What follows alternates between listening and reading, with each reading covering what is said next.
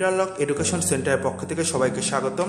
আজকে আমরা রুম এবং প্লেসের ভিতরে পার্থক্য বোঝার চেষ্টা করব। রুম বলতে বোঝায় প্রয়োজনীয় স্থান, প্লেস বলতে বোঝায় বসবাসের স্থান। যেরকম there was no room in this bus, তার মানে এই বাসটাতে যাত্রী হোক আর অন্য কিছুই হোক সংকুলনের আর কোনো স্থান নাই, যেহেতু রুম বলতে বুঝি প্রয়োজনীয় স্থান।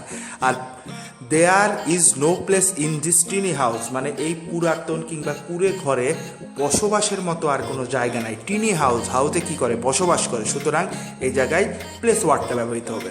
এবার ইনস্ট্রুমেন্ট এবং অর্গানের ভেতরে পার্থক্য। ইনস্ট্রুমেন্ট বলতে যে কোনো বাদ্যযন্ত্র, সেটা হচ্ছে ফ্লুট হোক কিংবা ঢোল হোক, তবলা হোক, গিটার হোক, যে কোনো কিছু। আর অর্গান বলতে বোঝায় গির্জায় সাধারণত যে যন্ত্রগুলো ব্যবহার করা হয় সেগুলোকে বলা হয় অর্গান।